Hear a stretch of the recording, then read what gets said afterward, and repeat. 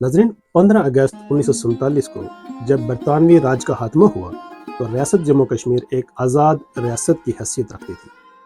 इसके हुक्मरान महाराजा हरी सिंह थे। रियासत का रकबा तकरीबन 84,471 मुरबा मील था।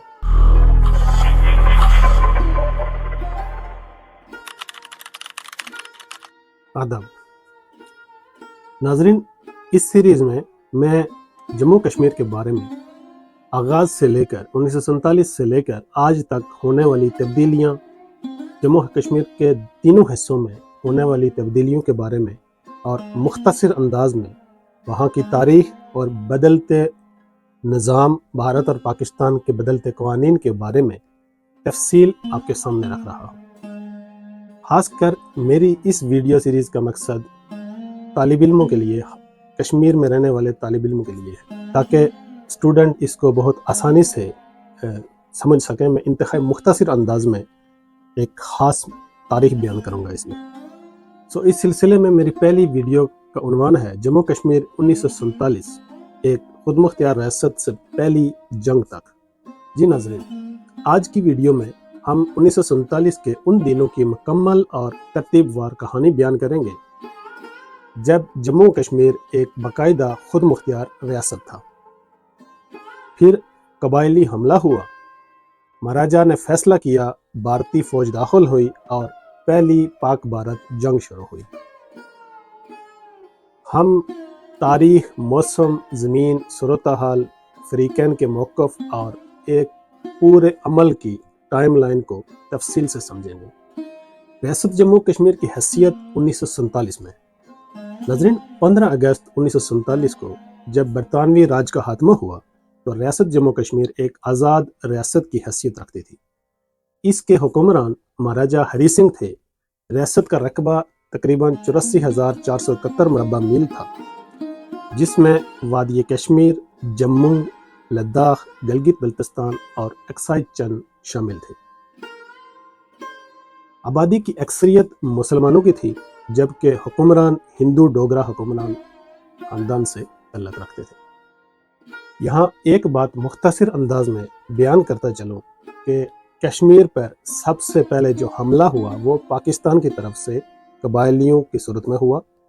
पाकिस्तान का सरकारी मौक़िफ़ ये है कि वो उनकी फ़ौज नहीं लड़ी, बल्कि कबायलियों ने खुद अपनी तौर पर यह फैसला किया था कि हम कश्मीर को आज़ाद करवाएंगे डोगरा राज से। जबकि हकीकी मानों में, चूँकि मैं इस वीडियो में एक हकीकत सामने रखता हूँ, हकीकी मानों में उसके पीछे पाकिस्तानी फ़ौज की एक साजिश थी। इस तरह कश्मीर पर हमलावर होने में पाकिस्तान ने पहल की थी। बरतानवी हुकूमत ने बर्र सगीर की रियासतों को ये इख्तियार दिया था कि वो भारत या पाकिस्तान में किसी एक के साथ अलहाक करें। महाराजा ने इब्तिदा में दोनों ममालिक से फासला रखते हुए खुद मुख्तार रहने की कोशिश की। पाकिस्तान के साथ स्टैंड स्टिल एग्रीमेंट तय पाया ताकि जो वहाँ का मुवासलाती सिस्टम होगा, जैसे डाक, टेलीग्राफ और तिजारती रवाबित जो उस वक्त होते थे, वो जारी रहे, जबकि भारत से ऐसा मायदा नहीं हो सका। नाज़रीन, सितंबर और अक्टूबर 1947 के दौरान रियासत के मगरबी अजला, खास तौर पर पुंछ के इलाके में बेचैनी बढ़ने लगी। कुछ मकामी बगावतें भी हुई जिन्हें डोगरा अफवाज ने दबाने की कोशिश की। इसी पस मंज़र में हालात तेज़ी से बदलने लगे। चूँकि पाकिस्तान को हिंदुस्तान से अलग हुए, इंडिया से अलग हुए अभी 2 महीने ही गुजरे थे कि चूँकि वहाँ पे सर्दियों का मौसम शुरू हो गया, अक्टूबर का महीना आ गया और 22 अक्टूबर 1947 को कबायलियों ने जम्मू कश्मीर पर हमला किया। ये ख़ज़ां का मौसम था, पहाड़ी इलाकों में सर्दी बढ़ना शुरू हो चुकी थी और बर्फ़बारी का वक्त करीब था। मुख्तलिफ अंदाज़ों के मुताबिक हज़ारों कबायली जंगजू, जिनकी तादाद 10,000 से 12,000 तक भी बताई जाती है, मुख्तलिफ मैंने बुक्स में पढ़ा है इनकी तादाद, शमाल मशरक़ की सरहदी इलाकों में कश्मीर में दाखिल हुए। इन्हें आम तौर पर पश्तून कबाइल के अफराद करार दिया जाता है, मगर पश्तूनों के लिए भी एक ख़ास बात मैं इस वीडियो में बयान कर दूं कि कोई ऐसी नस्ल या स्पेशल तबका नहीं था जिसने कश्मीर पर हमला किया।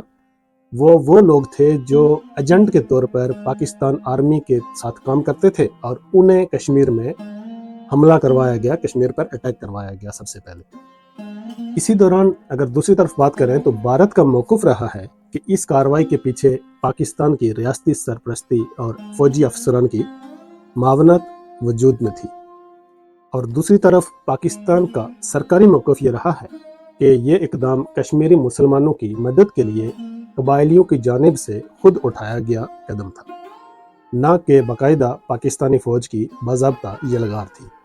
لیکن یہاں پہ ایک حقیقت بیان کرتا چلوں کہ اگر آپ انٹرنیشنل رائٹرز کو پڑھیں گے، دنیا پر کشمیر پر بہت ساری دنیا کے لوگوں نے کتابیں لکھی ہیں۔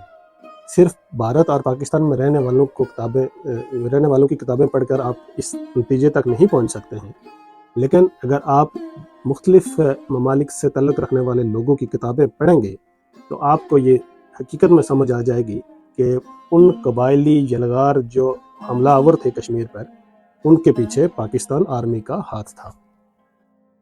ناظرین، قبائلیوں کے پاس ہلکا سا اور درمیانی سائز کا کہہ سکتے ہیں کہ اسلحہ موجود تھا، جن میں رائفلیں تھیں، ان کے پاس مشین گنیں تھیں اور محدود تعداد میں مارٹر گولے بھی شامل تھے۔ وہ مظفر آباد کے راستے وادی کی طرف بڑھے، جو وادی سری نگر سنٹرل وادی کشمیر ہے، اس کی طرف داخل ہونا شروع ہوئے۔ 22 اکتوبر 1947 کو مظفر آباد پر حملہ ہوا، ڈوگرا فورسز کو شدید نقصان پہنچا اور قبائلی تیزی سے آگے بڑھتے ہوئے بارہمولہ تک پہنچ گئے۔ یہاں یہ بات بھی واضح کرتا چلوں کہ اس وقت ان لوگوں کا ساتھ وہاں پر مقامی جو باشندے تھے، ریاست جموں کشمیر کے رہنے والے باشندے، خاص کر جو بعد میں کچھ پاپولر ہو گئے اپنے نام کے ساتھ، وہ نہیں، لیکن بہت سارے لوگوں نے اس لشکر کا ساتھ دیا اور قتل و غارت میں حصہ ڈالا۔